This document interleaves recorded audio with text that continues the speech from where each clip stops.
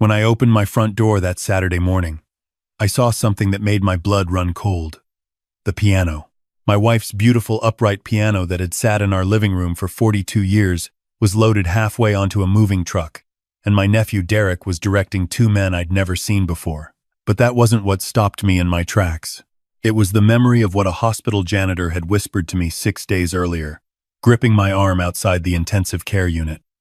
"Don't let anyone move your wife's piano this Saturday." At the time, I had no idea what he meant. Let me back up. My name is Robert Chen, and I'm 63 years old. I live in a quiet neighborhood in Portland, Oregon, in the same house my wife Margaret and I bought when we were newlyweds. Margaret was a piano teacher. That upright Steinway in our living room wasn't just furniture. It was where she'd taught hundreds of students over the decades. It was where she'd played Chopin when she was happy and Debussy when she was sad. It was, in many ways, the heart of our home. Margaret died of pancreatic cancer on a Tuesday in late November. The disease took her fast. 3 months from diagnosis to death. Those final weeks were a blur of hospital visits, difficult conversations with doctors, and watching the strongest woman I'd ever known fade away piece by piece. On the Monday before she passed, I was at Providence Portland Medical Center, same as I'd been every day for 3 weeks. It was around 10 at night. The ICU visiting hours were over, but the nurses knew me by then and let me stay a little longer. I was sitting in the waiting area, too exhausted to drive home, too wired to sleep. That's when I met Marcus. I first noticed him because he was the only other person in the waiting room. He was an older black man, maybe 70, wearing a hospital janitor's uniform. He was sitting with his head in his hands, and I could tell from the way his shoulders shook that he was crying. I'm not usually the type to intrude on a stranger's grief, but something about the sight of this man, alone in a fluorescent-lit waiting room in the middle of the night, broke through my own fog of exhaustion and sadness. "Are you okay?" I asked, sitting down a few chairs away from him. He looked up, wiping his eyes with the back of his hand. I'm sorry.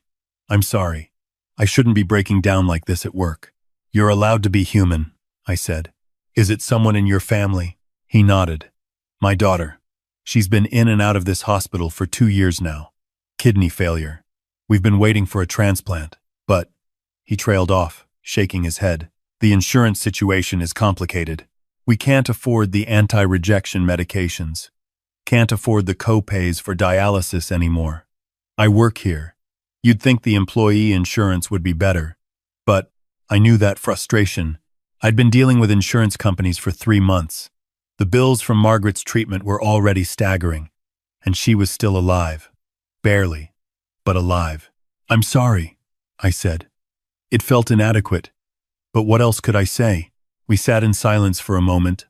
Then Marcus said, "I'm supposed to be working. I should get back to it. How much do you need?" I asked suddenly. The words came out before I'd really thought them through. He looked at me, confused. "What?" "For the medications. The co-pays. How much do you need?" No. I can't ask you to. You didn't ask. I'm offering." "How much?" He stared at me for a long moment. I could see him doing the mental calculation of whether to accept charity from a stranger. Finally, he said, $12,000. That's what we're short for the next 6 months of treatment. I pulled out my phone and opened my banking app. Margaret and I had been careful savers our whole lives. We'd planned for retirement, for emergencies. We hadn't planned for cancer, but we had enough. And what was I going to do with it now? Buy a boat? Travel Europe alone? "What's your daughter's name?" I asked. "Jessica. Jessica Washington." I set up the transfer right there in the waiting room. $12,000 from my savings to Marcus Washington's account. It took less than 2 minutes. When Marcus saw the confirmation on his own phone, he started crying again. "I don't understand. Why would you do this? You don't even know me." "My wife is dying upstairs," I said quietly. "Stage 4, pancreatic cancer. The doctors say it could be any day now, and I've been sitting here for weeks thinking about all the things I can't fix, all the things money can't buy. But this I can fix. So let me." Marcus grabbed my hand with both of his. "God bless you." God bless you, sir. We sat there for a while longer, two strangers, bound by grief and grace. Eventually, Marcus went back to work, and I went back to Margaret's room. The next day, Tuesday, Margaret died at 3:47 inches the afternoon. I was holding her hand when she went. Her last words to me were, "Take care of the piano." The funeral was on Thursday. It was a small service. Margaret had outlived most of her family, and we'd never had children. My nephew Derek was there. He was my sister's son, 38 years old, and the closest thing to family I had left. He'd always been a bit of a screw-up. DUIs, bad business deals, failed marriages, but he showed up to the funeral in a black suit, and he hugged me and told me he was sorry for my loss, and I appreciated it. After the service, back at my house, Derek pulled me aside. "Uncle Rob," he said, "I know this is a difficult time, but I wanted to talk to you about something." "What is it?" "Well, I know Aunt Margaret loved that piano, but now that she's gone, you might want to think about what to do with it. Those old Steinways are valuable, you know, and it's taking up a lot of space in your living room. I was thinking, I could help you move it to storage, or maybe we could sell it and you could use the money for, I don't know, a trip or something. Clear your head." I looked at him. "The piano isn't going anywhere. I get it. I'm just saying, when you're ready. I've got a buddy who runs a moving company. He could get it done cheap. I'll keep that in mind," I said, just to end the conversation. Derek left that afternoon, but he called me on Friday. "Hey, Uncle Rob, I was thinking about you. How are you holding up?" "I'm managing. Listen, I talked to my buddy about the piano. He says he could come by tomorrow, Saturday, and move it for you. No charge. Just, as a favor to family." "Derek, I told you, I'm not moving the piano. I know. But just think about it. You're rattling around in that big house all alone now. Wouldn't it be easier without a giant piano taking up the living room? And like I said, we could get good money for it. I'm not selling Margaret's piano." Okay. I'm just trying to help. But the offer stands. My buddy could be there Saturday morning if you change your mind." I hung up, feeling vaguely annoyed, but I didn't think much of it. Derek had always been pushy about things he thought he was helping with. Then, late Friday night, I couldn't sleep. I was lying in bed, staring at the ceiling, when I remembered Marcus, the hospital janitor, and the strange thing he'd said to me. It was on that Monday night, after I'd transferred the money. I'd gotten up to leave, to head back to Margaret's room, when Marcus stopped me in the hallway. "Mr. Chen," he said, "I need to tell you something." "What is it?" He looked around, like he was worried someone might overhear. Then he stepped closer and lowered his voice. "I wasn't in that waiting room by accident. I was upset about my daughter, that's true, but I was also waiting for you." "Waiting for me?" "I heard you talking to someone on the phone earlier. In the cafeteria. You were talking to someone named Derek." I remembered that. Derek had called me that afternoon, asking about Margaret's condition. "I recognized the name," Marcus continued. "Derek Chen, your nephew. I know him. You know Derek? He doesn't know me, but I know him." Marcus glanced around again. "Mr. Chen, I've worked at this hospital for 26 years. I see a lot. I hear a lot. People talk around janitors like we're invisible. 3 weeks ago, I was cleaning the executive offices late at night, and I overheard a conversation. Your nephew was meeting with someone from the hospital's legal department and someone from an estate planning firm." My stomach tightened. "What kind of conversation?" "They were talking about you, about your wife's condition, about assets, about a piano." Marcus gripped my arm. "Mr. Chen, I think your nephew is planning something. I heard them say Saturday. This coming Saturday. They said something about moving a piano and finding documents." "What documents?" "I don't know. But Mr. Chen, listen to me." His grip tightened. His eyes locked onto mine with an intensity that made me pay attention. "Whatever he asks you to do this Saturday, don't let him move that piano. Don't let anyone move it. Not until you understand what's really going on." At the time, I'd been too exhausted, too grief-stricken to fully process what he was saying. I'd thanked him, gone back to Margaret's room. And then the next day, she was gone, and the warning had slipped my mind entirely. Until Friday night, lying in bed, replaying Derek's insistent phone calls about the piano and Saturday. I got up and went downstairs to the living room. The piano sat in its usual spot by the window, exactly where it had been for 42 years. I ran my hand along the smooth wood of the lid. "Take care of the piano," Margaret had said. At the time, I thought she meant maintain it, keep it in tune, maybe donate it to a music school eventually. But what if she meant something else? I opened the lid and pressed a few keys. Still in tune. Margaret had always kept it in perfect condition. I sat down on the bench, the same bench she'd sat on thousands of times, and tried to think. Why would Derek want to move this piano so urgently? Why specifically Saturday? I looked more closely at the piano. I ran my hands along the underside of the keyboard. Nothing. I looked inside at the strings and hammers. Nothing unusual. I checked the bench. It opened for music storage, but there was only sheet music inside. Then I remembered something. Years ago, when we'd first bought this piano, Margaret had told me a story about how Steinway pianos from a certain era sometimes had hidden compartments. They'd been built during Prohibition, and some wealthy families used them to hide valuables or important papers. "Does ours have one?" I'd asked her. "Maybe," she'd said with a smile. "But if it does, I haven't found it." I got a flashlight and examined every inch of that piano.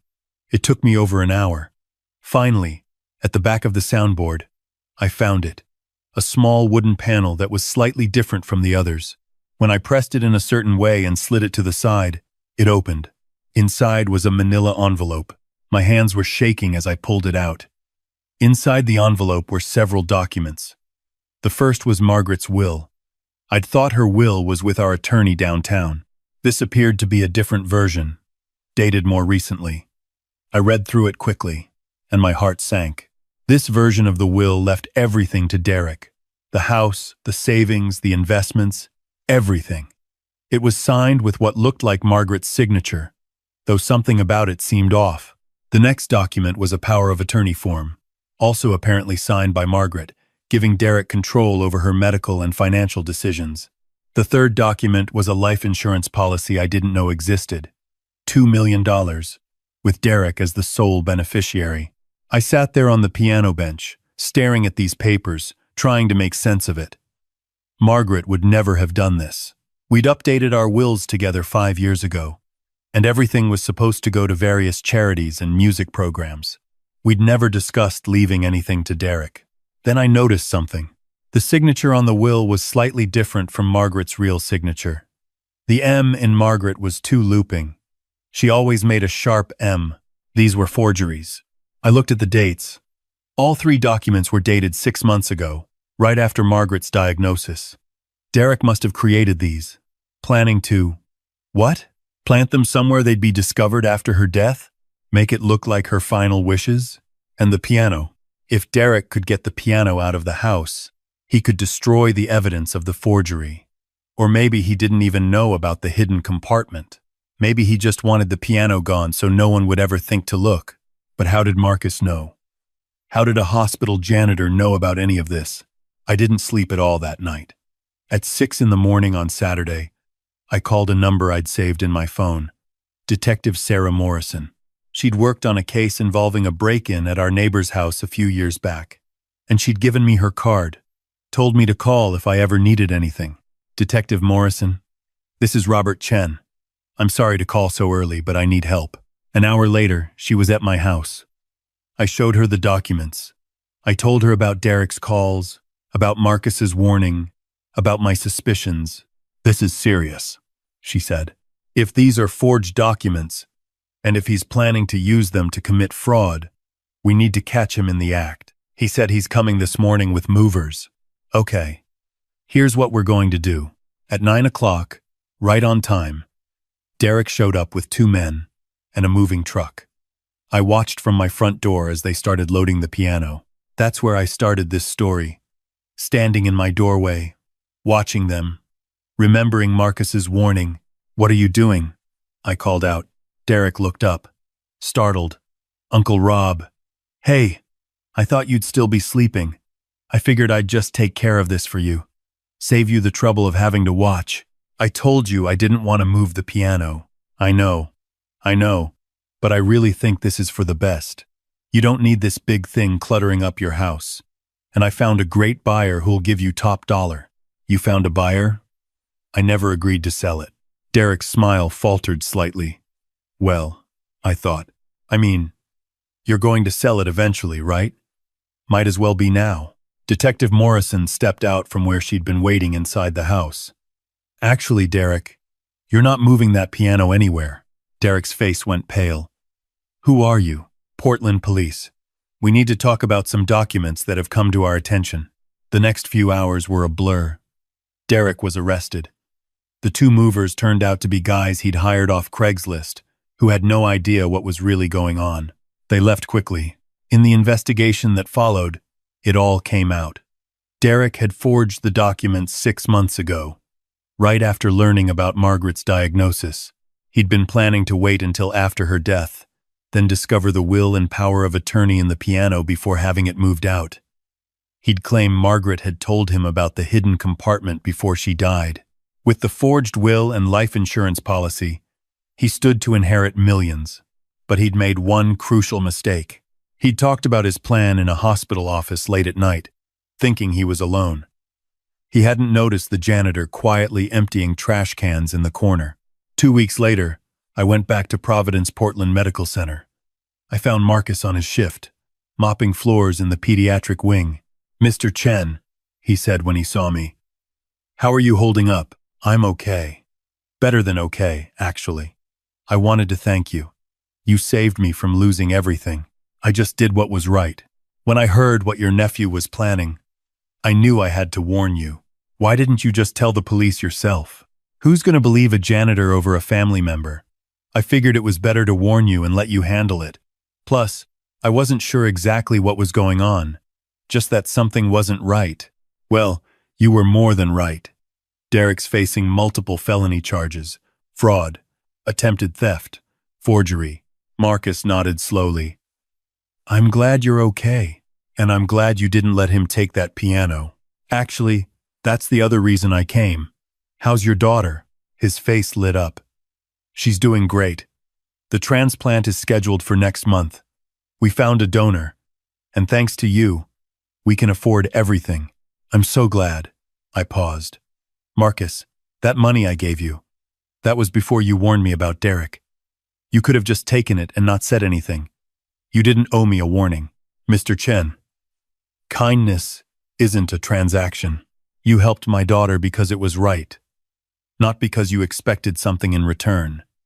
I warned you because it was right, not because I owed you. That's how these things should work.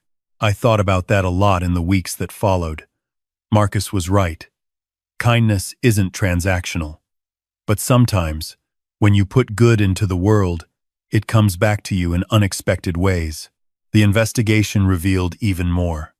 Derek had been planning this for years, apparently. He'd been secretly visiting Margaret when I wasn't there, pretending to care about her, trying to get her to sign papers. She'd never done it. She'd seen through him. That's why she'd hidden the real documents and told me to take care of the piano. She'd known. Somehow, even in those final days, confused and in pain, she'd known Derek was up to something, and she'd protected us both. I decided not to sell the piano. It stays in my living room, exactly where Margaret wanted it. Once a week, I have a piano tuner come by to maintain it, and twice a week, I let a young woman named Jessica Washington use it to practice. She's Marcus's daughter, and she's recovering beautifully from her transplant. She's studying music therapy at Portland State.